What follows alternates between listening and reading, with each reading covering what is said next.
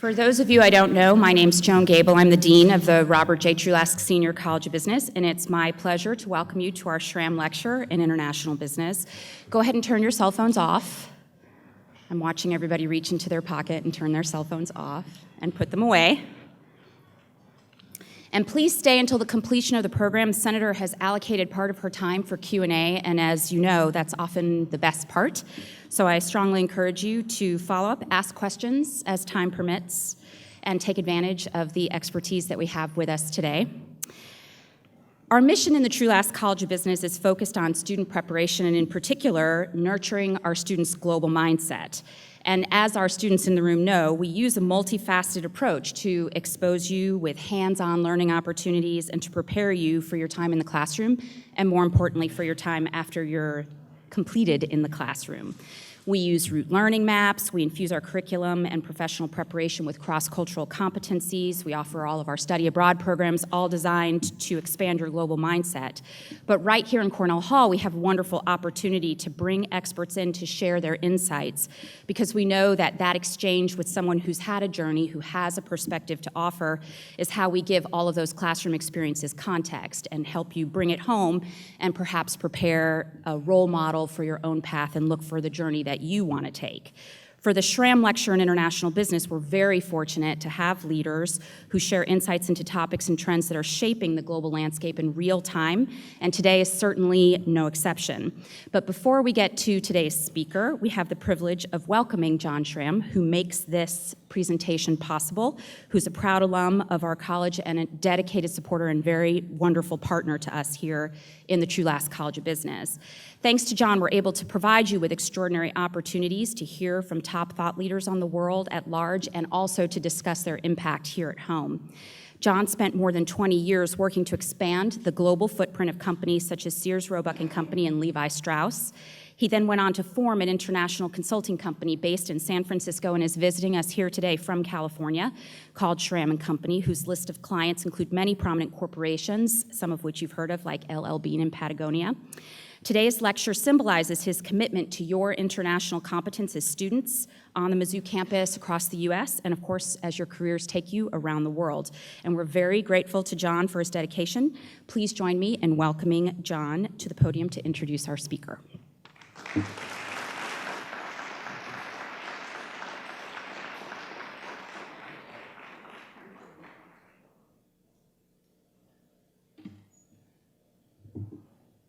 In 1989, I was invited by the then dean of the school, Dean Hilley, to come down and give a talk at the university. And for those of you who are recent graduates or who will be graduating, you'll find out when they invite you back, you know they're inviting you back not to find out what kind of shampoo you use, but to twist your arm. And the dean had just on his own adopted 2 young Korean babies, and he knew I'd been involved in Asia. 1989 was the year that the Berlin Wall fell. It was the year of Tiananmen Square. And he said, what would you be interested in doing for the university? And I taught a class that morning here of undergraduate and graduate business school students, and I asked this class of 25, how many of you have passports? And 2 raised their hands out of 25. And I said, I can see that international trade isn't shipping something from Missouri to Nebraska. I could see what was going to happen. So I'd ask you, how many of you have passports? Yeah, that's the difference in 25 years, right? 90% of you. So I told the dean that I would like to create a lecture for the whole school, but of course it was for the university as a business school, on international relations, a lecture on international relations. And we have had a couple of ambassadors from other countries. We've had presidents and CEOs of Fortune 500 companies. We've had a retired senator on the other side of the river. We've had governors, but today we have a woman who's been in my home, somebody who promised me 3 years ago she would come and give the lecture. She always keeps to her promises, and you are so lucky to have a person who will affect whatever you're going to do in the next 4 to 20 years because she's involved in Washington and she is on the right side of almost all of the issues with regards to what's going to happen in your career. Last night, I checked into the Stony, what's it called, the Stony Creek, or the Stony, whatever it is, the hotel, turned on 10 o'clock news, and the first comment on KOMU, still exists, right, was that the area of Columbia last year had international trade of $420 million, which was 40% ahead of the previous year. The speaker you have today, Claire McCaskill, your senior senator, is very involved in what is happening in the state, in this area, and in regards to international relations and on the Commerce Committee. So I'm so pleased after 3 years of twisting arms to finally get here, your senior senator, Claire McCaskill.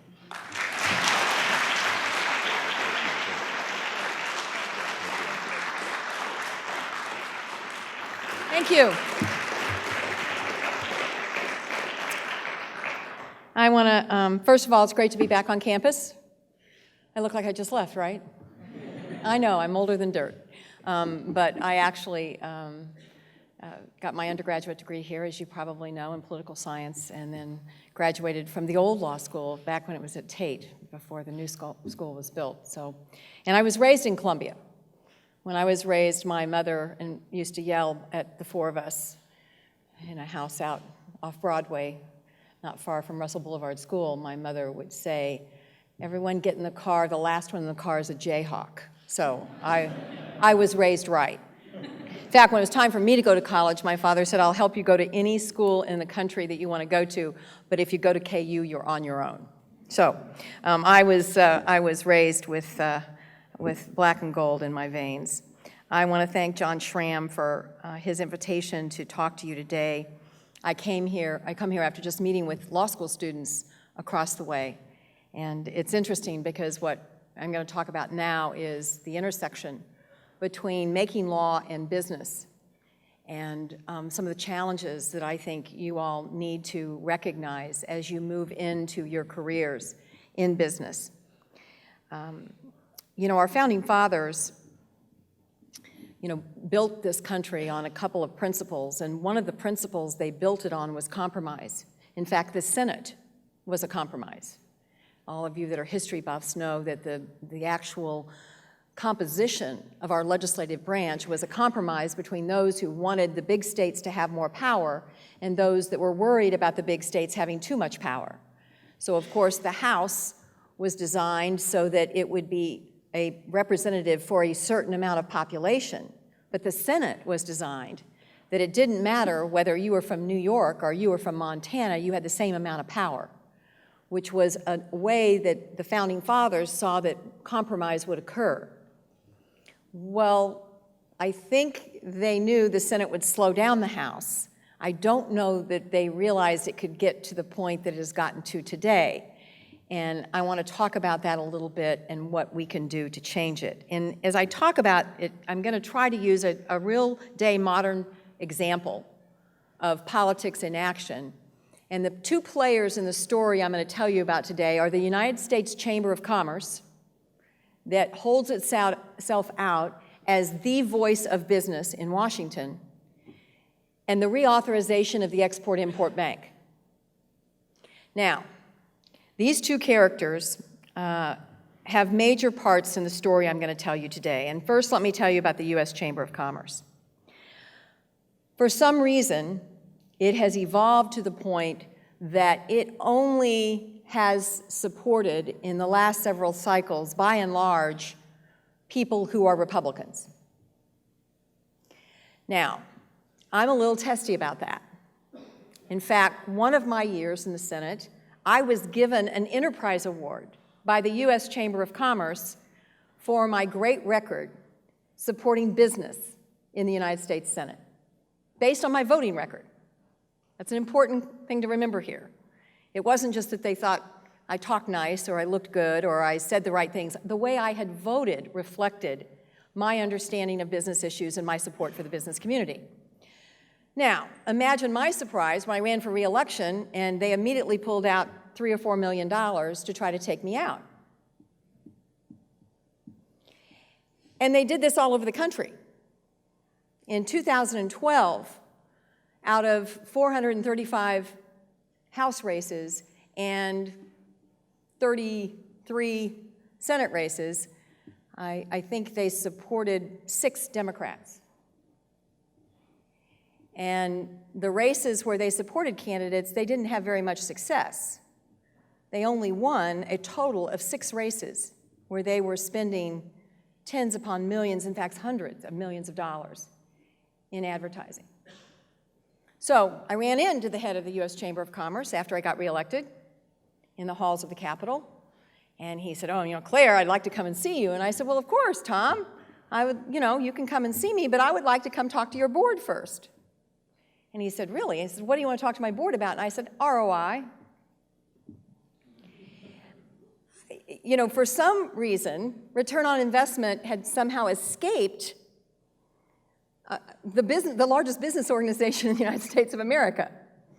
And by opposing me and opposing Tim Kaine in Virginia, another moderate, opposing John Tester, who, by the way, was the champion for the banking community on the credit card transaction bill, the business community, he was their go-to senator, a very moderate senator from Montana. Some of the candidates they opposed were exactly the kind of candidates that you need in the United States Senate to get compromise, to pull together the people from the far ends. So as you might imagine, Tom Donahue did not let me come to his board and talk about ROI. But I will tell you, them not supporting me has not changed the way I vote. I mean, I still try to analyze every issue and try to be very pro-business, because pro-business means pro-jobs, and pro-jobs means pro-middle class, and pro-middle class means we continue to have the nation that is the envy of the world. Because every nation has rich people and poor people. Every nation has rich people and poor people. But not every nation has a middle class. And as you all understand about our economy, it's the consuming of our citizens that has been responsible for a large part of the growth of our economy in this country. And the reason is because we've had people in the middle class that could buy a washer and a dryer and a bass boat and a cabin at the lake. So, all of this just because you're pro-business doesn't mean that you're against the middle class, and just because you're for the middle class doesn't mean you're against business. It is the ability to compromise and be a pragmatist and vote on policy rather than partisan politics that really makes the difference. Okay, now let's fast forward. And we have the Export-Import Bank. Now, I don't know how many of you are familiar with the Export-Import Bank, but let me see if I can explain it. And I want to make sure you understand what it actually is. This is a bank that is chartered by Congress. It provides guarantees, direct loan, and other financing to foreign buyers and to help U.S. companies compete in the global marketplace. The bank assures an American company will never lose out on a foreign sale because it could not find backing in the private sector. That's important to know. You can't go to the Export-Import Bank until you have exhausted your ability to find lending or any kind of backstop from a private bank in the United States. The bank began as part of the New Deal program back in the 30s, made its first loan to Cuba for $3.8 million to buy U.S. silver ingots. In 2013, the Ex-Im Bank supported $37.4 billion in U.S. exports, supported 200,000 jobs, and produced a profit, which contributed over $1 billion towards the reduction of our deficit. This is not taxpayers providing subsidies. This is not crony capitalism. This is a tool for American manufacturing to allow them to compete in a global marketplace. The taxpayers are not supporting this, just the opposite. This institution is paying back the Treasury the profits that are helping us, hopefully, get closer and closer to a balanced budget. Here in our state, Missouri exports have grown 79% in the last decade.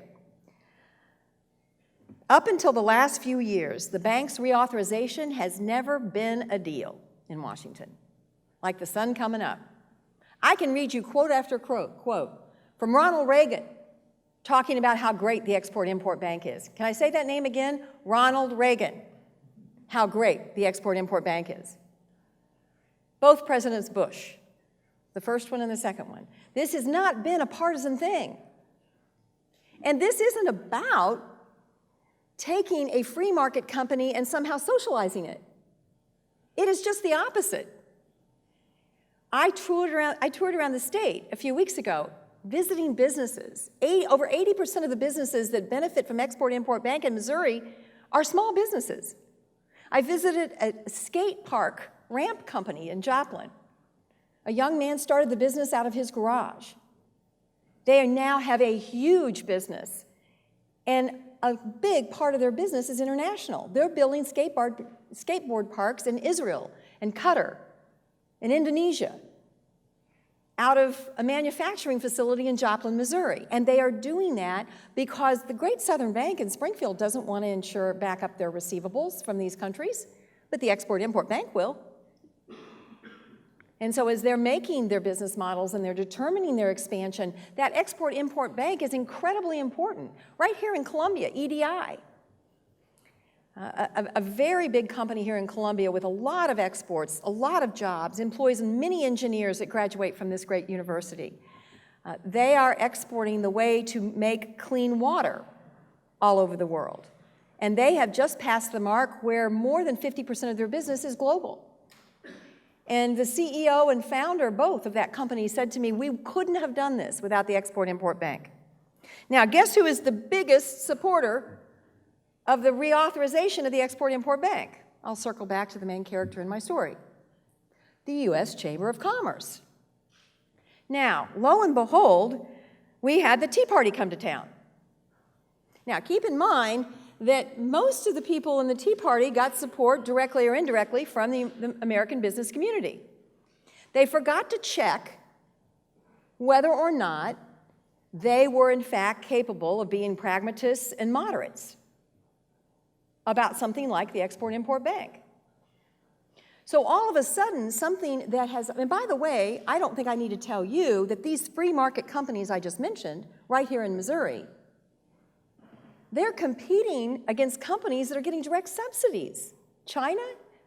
I don't need to tell you what the governments of China are doing for their companies. France? I mean, Airbus gets money straight to their bottom line from the government of France.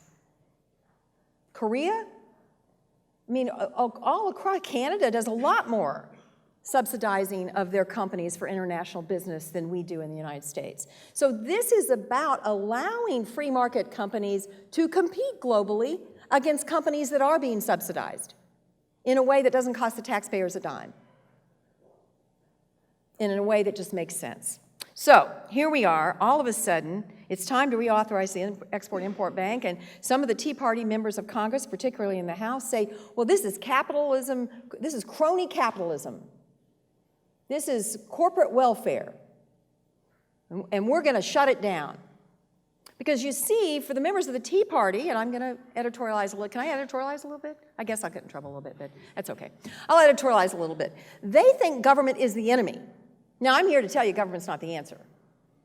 Government is not the answer. But it's not the enemy. The answer is somewhere in between the two. And that's exactly where the Export-Import Bank sits. So the Tea Party has now said that they are not going to reauthorize the Export-Import Bank. Now, here is the U.S. Chamber of Commerce. They're in a pickle. Because all their members are going, what in the world is going on in Washington that you can't get XM reauthorized? Eric Cantor gets taken out in his primary.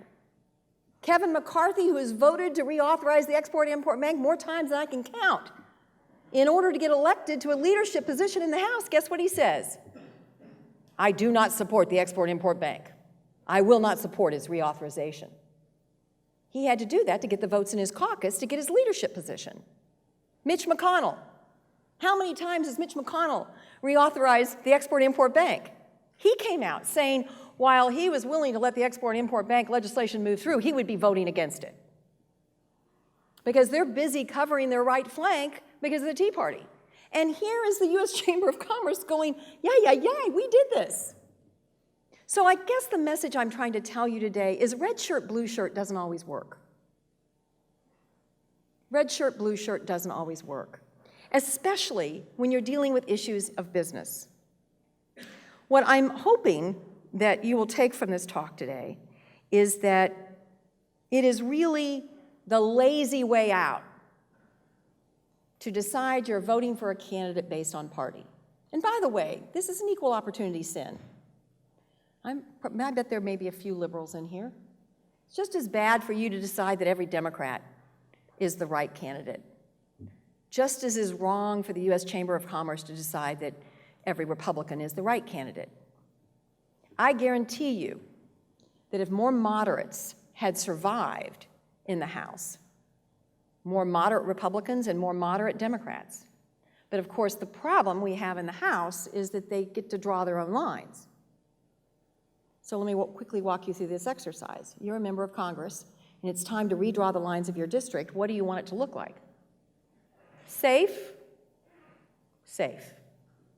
So, the lines get drawn safely.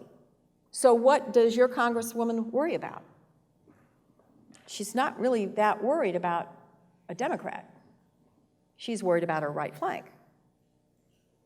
And what does Lacey Clay worry about in St. Louis? He doesn't worry about a Republican. He worries about a Democrat taking his left flank. So what does that do to the middle? Because everybody in Congress is worried about a primary and not worried about appealing to those folks in the middle. And as I like to tell people, and I said this to the law students, I got about 35% of Missouri that thinks I'm Satan on a horse. And they're watching Fox News every night. I got about 30% of Missouri that thinks I can do no wrong. And they're watching MSNBC every night. The rest of Missouri is watching The Voice or Mike and Molly. And they think we're all crazy. And it is those people that are not engaged. And too many of those people are involved in business and are making assumptions they should vote for one or the other based on which party they run in. So I implore you to don't take the lazy way out. I also implore you to get out of your comfort zone as you graduate and move into the world. I have observed in my many years of holding jobs in the public sector, some of which were executive and some of which were legislative, that there is a tendency in human nature that the older you get, the smaller your circle is.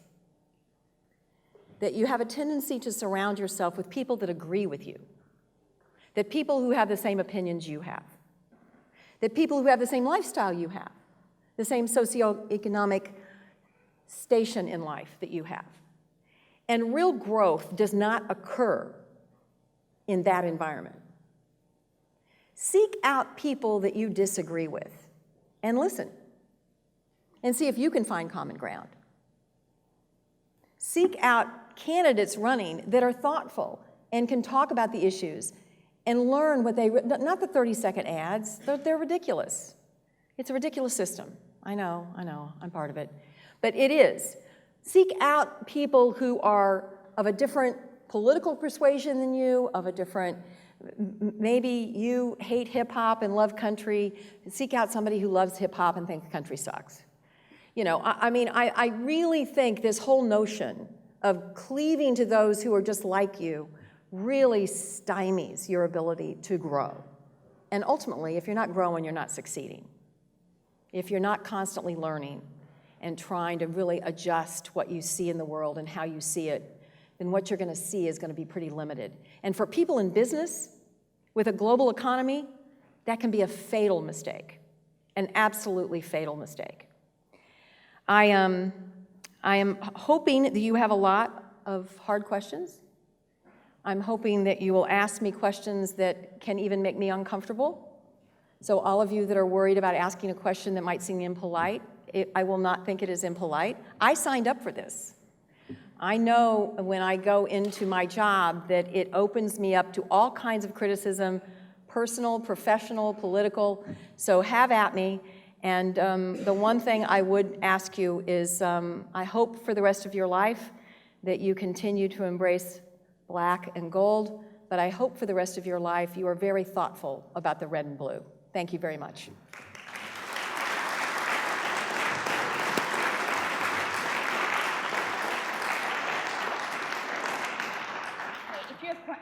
questions for Senator McCaskill, raise your hand and wait for the mic so that everyone can hear you. And the mics, do we have one or two? We have two mics, so they'll run up either side. So just raise your hand if you'd like to ask her something.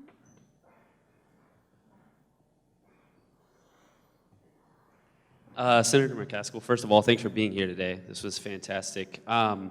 But as a pragmatist myself as well, with our news media being so concerned over their ratings, like CNN's coverage of only Ray Rice for the last 24 hours, what can students do to better educate themselves on political issues that get buried in either our news feed, on Twitter, on any of the news media outlets that we may watch, to better educate ourselves on the political issues that should matter to us? Well, I wish I could say that there were lots of choices that you have. There are lots of choices, but some of them aren't very reliable. I'll tell you what I do. If I'm really sleepy and I need to get jolted, I will turn on a little Fox News or, Mark Levin or, Laura Ingraham or one of those. But what I try to do is I try to read both the Wall Street Journal and the New York Times every day. You're not going to get the same view from those two papers, but they have really strong reporting, especially internationally. And please, please, I know you want to go read about the Tigers, and I know you're worried about your fantasy football team, but please read the international pages. Understanding how the world works right now is incredibly important for your generation. It is complicated and hard. And it is very easy for anybody in this country to criticize the President of the United States right now as to what is going on with foreign policy. It is much harder for anybody to say what they would do. Much harder, because it's complicated. So the international pages, particularly in those two publications, I try to consume The Economist as much as I possibly can, because they get into things in depth. And it allows you to get into the weeds and have a more full understanding of some of the most complicated public policy issues the country faces. I try to do as little as possible on TV in terms of news, because MSNBC is, Ed Schultz is just as irresponsible as Sean Hannity. They both spin and spin and spin, and the people who are consuming this, it is really unfortunate. Now, they've got audiences because the people who feel most strongly about politics in this country are the people who are the most rigid ideology. So they're the ones who are most drawn to these shows. And CNN, bless its heart, I'm not sure what they're doing. It is, I think they're still looking for the plane. So, I do think PBS, I think This Week in Washington on PBS is good. I think you get a decent encapsulation on the nightly news on the network. It's definitely like reading USA Today, but it's not terrible. And I definitely, and then just watch the local news. If they're not in sweeps week, you can watch the local news. If they're in sweeps week, then you're going to see all kinds of stuff about sex and crime and murder and, things that, here's the thing you got to realize. Speaking of business, this is a business in crisis. They are searching for a business model now. Everything that was profitable in the world of news has been turned on its head in the last decade.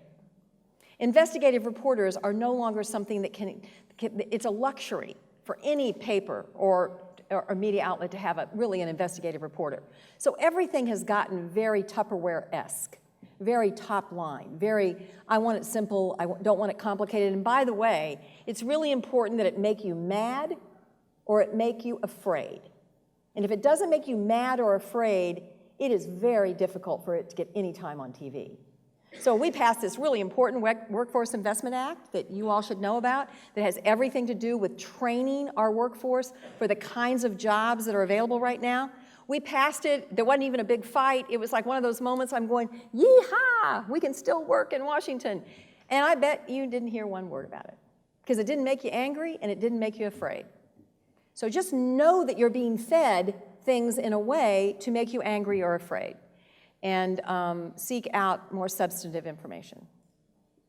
But The Economist, if you couldn't do anything else, 2 articles out of The Economist a month, it's just a little bit like eating your vegetables.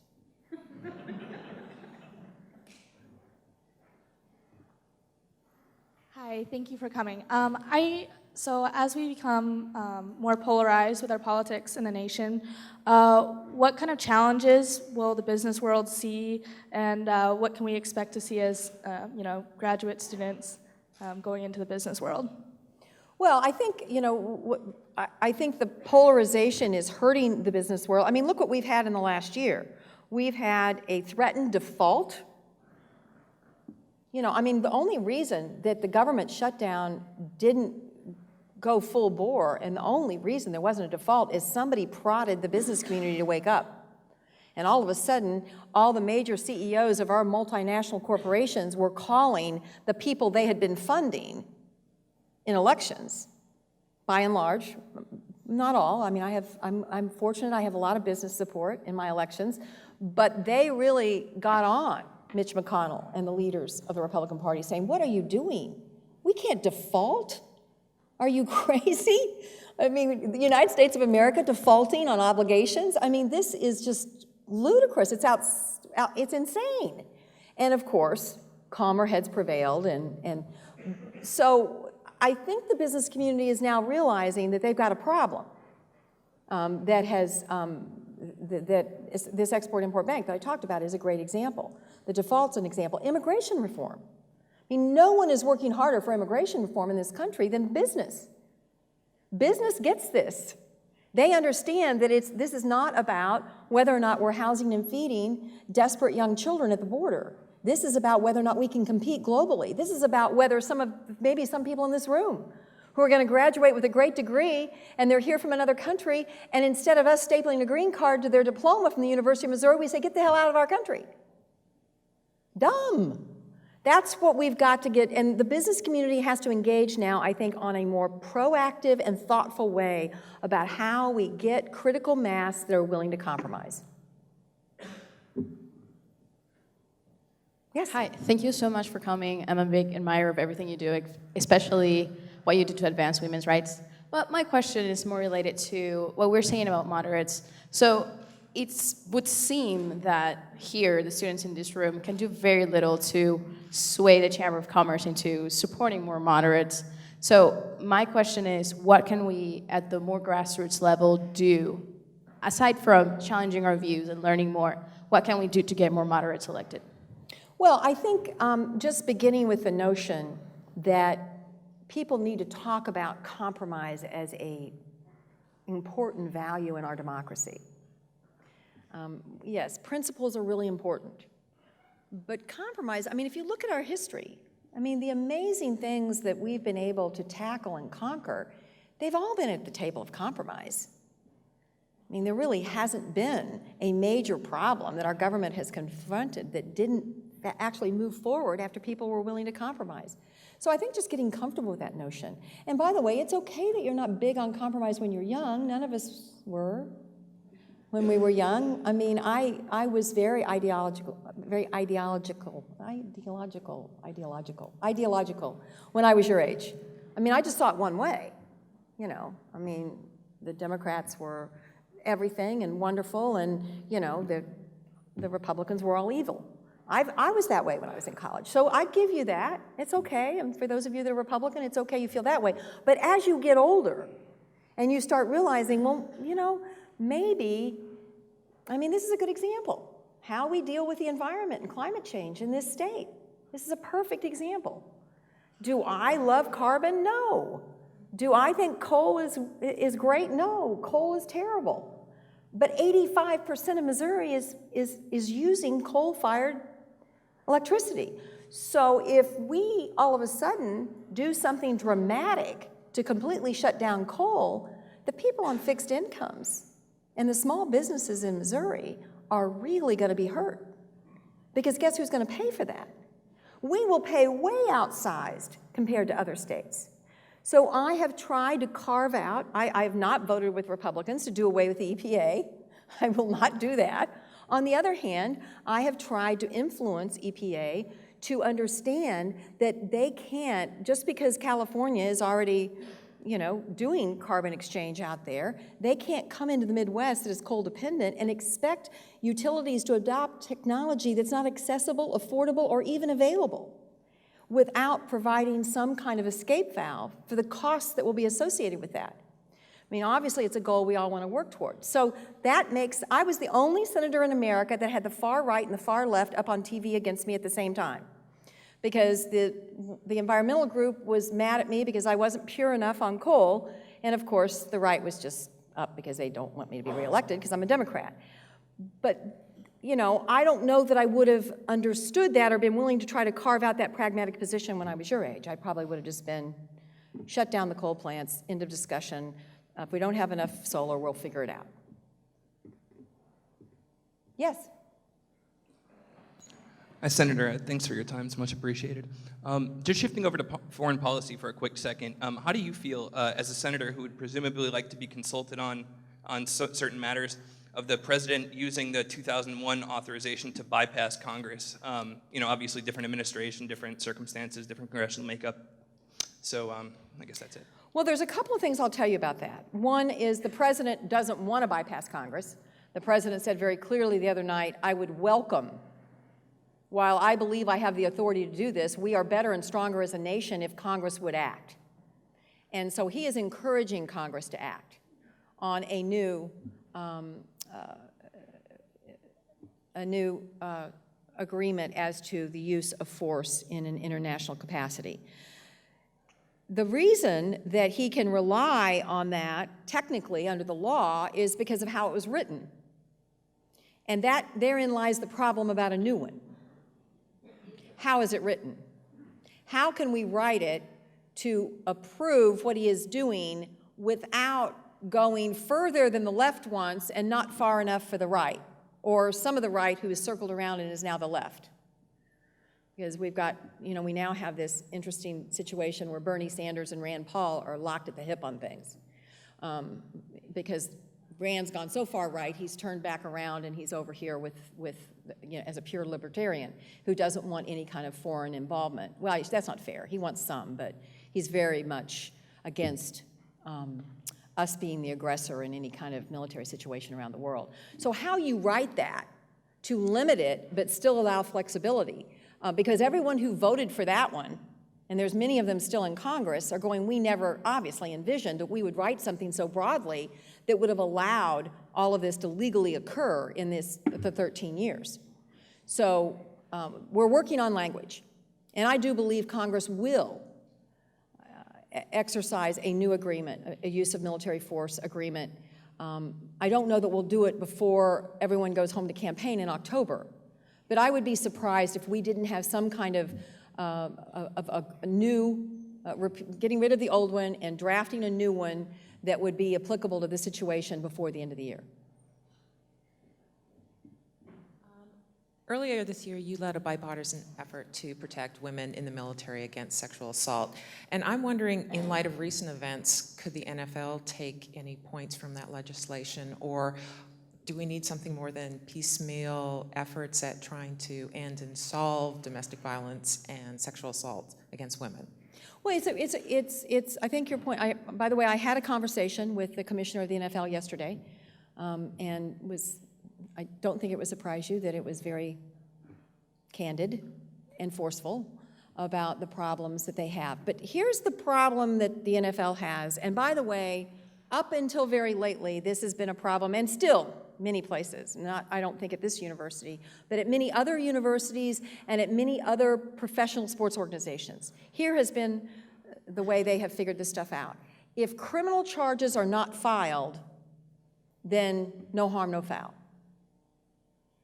And that has been used as the fig leaf for many institutions to allow people who have behaved very badly in terms of their character and their morals to remain performing on the athletic field or court or whatever the venue is. So what I think we're getting to now with the technology of video, because, you know, a long time ago there wouldn't have been the video in that elevator. And there isn't video in people's homes where the vast majority of domestic violence occurs.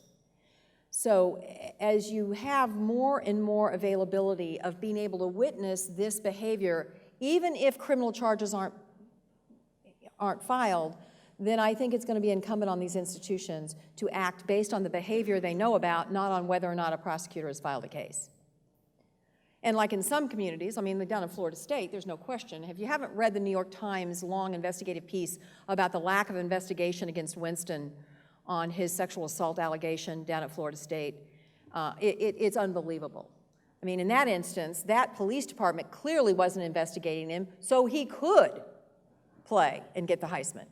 They did no investigation. The police didn't investigate, the university didn't investigate, nobody investigated. So my goal in terms of policy is to make sure we have robust investigations and that we empower victims with the right information and right support so they are comfortable coming forward. I'll never forget, I began the domestic violence unit in the Jackson County Prosecutor's Office when I got elected prosecutor. I will never forget the meeting I had with some of the top prosecutors in the office and some of the police that we worked with on a daily basis. And they said, Claire, this domestic violence thing, you don't understand. This is really a waste of our time. I said, now why would that be? They said, well, because 9 times out of 10, the victim goes south on us and we have no victim. And I said, we need to have a meeting of the homicide unit because clearly we got to stop prosecuting homicides because we don't have a victim testifying in those cases either, and we managed to make a case. So the whole mindset is if the victim is not willing to say, then we don't have to even investigate. And many times there's corroboration in a domestic violence case. You have someone that's getting beat up in an apartment, somebody's hearing it next door. But if the woman is, suffering from the honeymoon syndrome the next day, which is, oh, he didn't mean it, he'll be better, even though all the studies show it just keeps escalating, you could, in fact, get information that can corroborate. And we built a pretty good unit of where we were going after these cases, sometimes when the victims were very reluctant and sometimes refusing to go forward. We could even get guilty pleas. So that's the mindset that has to change. We've got to support victims. We've got to get them to somebody who gets them good information early, whether it's a sexual assault on campus and what their rights are under Title IX and what their obligations are under the law, or whether it is Ray Rice in an elevator, or the countless other athletes that have been accused of domestic violence and have been back pitching the next day, shooting baskets within 24 hours, or performing in a post-game game, even though it's within days or hours of when the accusation occurred. And all of you have to get active on that, and especially you men. We need you. Let me just say as a woman, we need you. We need you to be as outraged and upset as we are. This will go faster and much better if you all decide that this is your fight too. Yes? Hello, Senator. My name is Gunnar Johansson. I'm from Southwest Missouri. And you talked about it in your talk, but I'm going to ask a question about campaign finance. So even as Senator Udall's bill failed the Senate a couple days ago, or yesterday even, how do you see the role of businesses and corporations, or the interests of those kind of playing a role in policy shaping? Is that something that we should embrace, or is that something that we should be wary of? So yeah. The worst thing about, I think Missouri's terrible. First of all, Missouri's one of the worst states in the country because it's the Wild West. There's no limits. Anybody can give. Corporations can give. Everybody can give. It's very hard to, Missouri's unbelievable. I mean, I don't want to name any names because I know he's good to the university, but we've got somebody who's single-handedly trying to buy the Missouri legislature, which is a little offensive to me. So I like limits. I've always run under limits. I've never run an election where I could take unlimited contributions from anyone, and I've been able to raise money. I think the thing that was hardest for me after Citizens United is that we don't know who's buying the ads. It's the secret money that is so insidious. And I think the polling shows that 85% of Americans think that we should disclose who gives money. That doesn't offend my First Amendment sensibilities that you'd have to say who gave it. You can give all you want, but at least say who it is so the public knows. So when somebody's running an ad against me, like when that Pat Boone, I don't know if you guys remember this, I remember it obviously, Pat Boone got on TV to say how bad I was for seniors. Pat Boone, of course, the seniors love Pat Boone. I'm not a big fan. He got on TV to say how bad I was for seniors and how I was, messing with their Medicare and all this, which, was nonsense. Well, of course, those seniors had no idea what business interest was paying for that ad. Well, maybe pharmaceuticals, I don't know. But maybe it was the Koch brothers, I don't know. But it was, the seniors for Medicare, and Pat Boone was the spokesman. Well, that's dumb. People, and by the way, if there's an ad on TV and it says, paid for by all that we love in America, or paid for by the American flag, or apple pie, or your mother, don't believe a word of the ad. Don't believe a word of the ad. Because if they're not willing to tell you who's paying for it, then you don't owe them any respect for the content of the ad. And I say that if they're running them for me, don't pay any attention to it, or they're running them against me or for your candidate, just don't pay attention to those ads. About half the time, they're 90% wrong. So, anybody else? Yes, Senator. Yes. All right, so you're on the Armed Services Committee. So kind of a little bit shift back to foreign policy, but with the emerging threats such as ISIS and other terrorist organizations and the current civil war in Syria, how do you think that the current drawbacks in the military and with regards to the amount of personnel coming into the military and the training, and then also the amount of funding going to veterans, how do you think that will impact our future in being able to respond to threats such as ISIS or other organizations in the future? Well, first of all, I think it will put a great deal of pressure on us to avoid the next round of sequestration. As you know, we got a budget bill for 2 years. We got an appropriations bill, and we were able to avoid sequestration. It is looming next year, so we've got to avoid that. It would be draconian cuts to the military that I can't support. Having said that, we still have the strongest, best, most powerful, and most resourced military in the world. And we still have an amazing number of young men and women who are stepping across the line saying, take me. We have greatly enhanced the benefits for people who join the military. Do we have any veterans in the room that are here on their GI benefits? They were all of them the last one because it was the veterans that sponsored the one across the street. But there were a bunch of them there that were on their GI benefits. We obviously enhanced a lot of benefits for our modern day veterans, our modern day military. And we've got to continue to do that. I think it's remarkable. I said across at the other speech, people, the rest of the world looks to us. We're the best. We are the best. We have the best military. We have the best technology. We have the best leadership. And it's all volunteer. This is all because people in America say, I want to serve. It's amazing. It's remarkable. And we need to celebrate it every day. And that means we've got to continue to fund it in a way that will allow us to remain the best. So I do think sequestration, there will be a move to figure out. Now, the tricky part about doing away with sequestration is that most of the Democrats will not go for upping the defense if we don't do something on the domestic side too. Because as you may know, I wish I'd brought a pie chart of the budget. You guys are business people, I should have showed you it. But we have really, really shrunk discretionary domestic spending. And how many of you know what the deficit is today compared to like 2 years ago? I bet you don't know. This doesn't make you mad or make you afraid. We've reduced the deficit.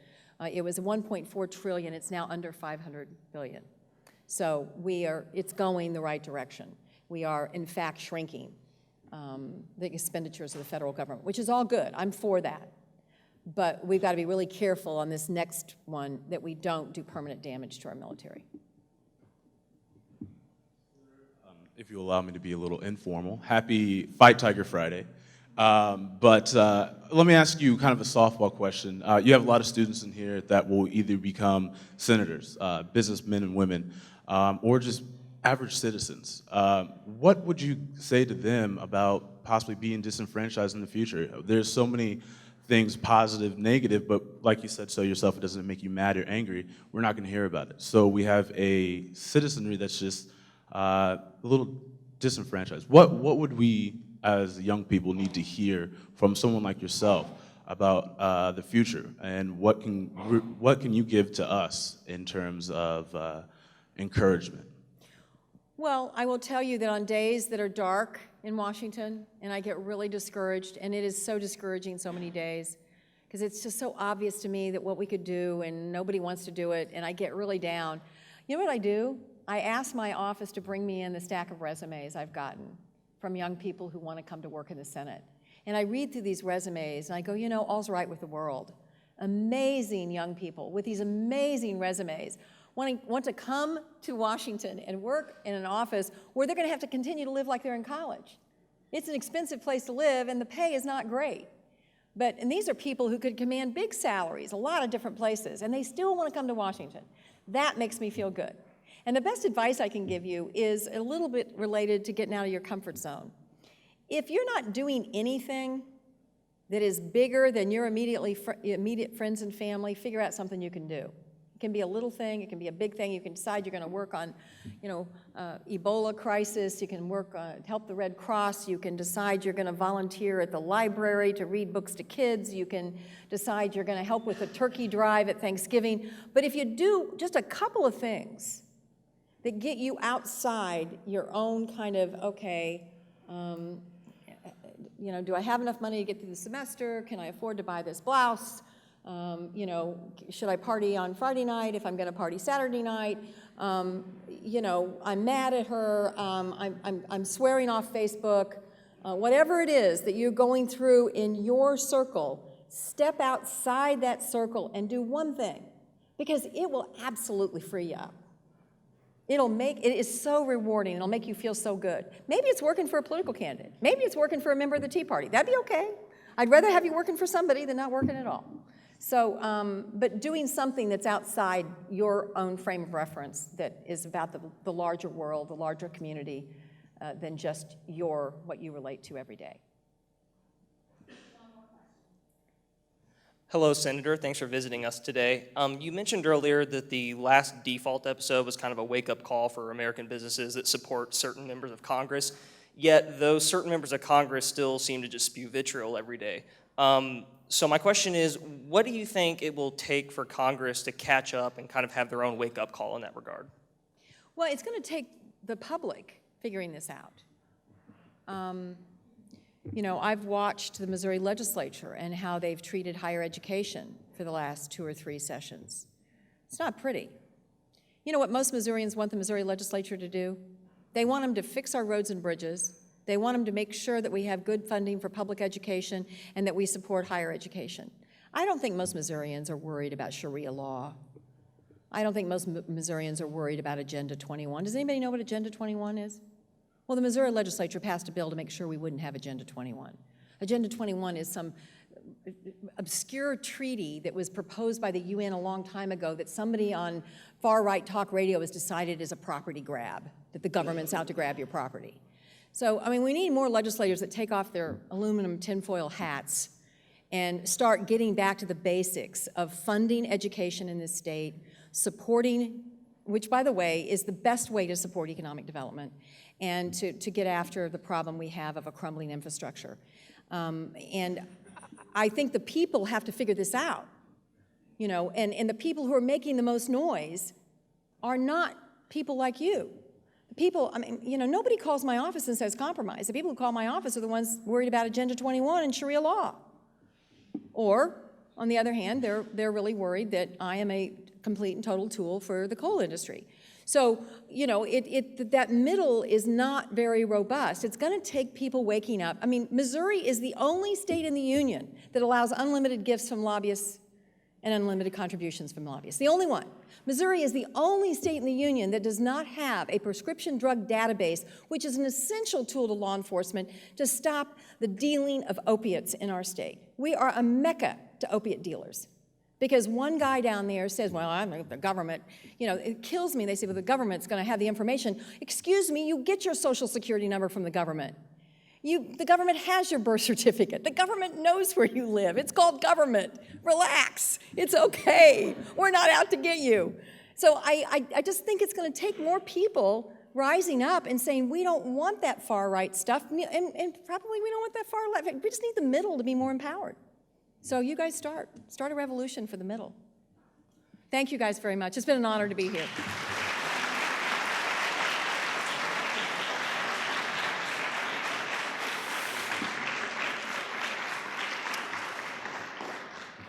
Wow, that's not what we hear every day, Senator, just so you know.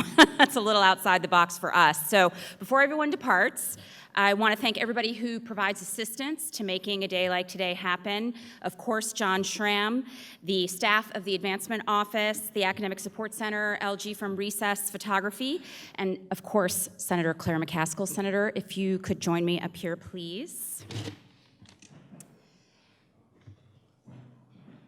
Where do you want us to do this, LG? Right over here. All right, as a small token of our appreciation, we have a plaque we would like to present to you to honor your work with us as the Schramm International Business Lecturer. Thank you. Thank you. Thanks very much. Thank you. Thank you, Goody. Thank you. Go Tigers! Go Tigers. Everybody have a nice day. Thank you for coming.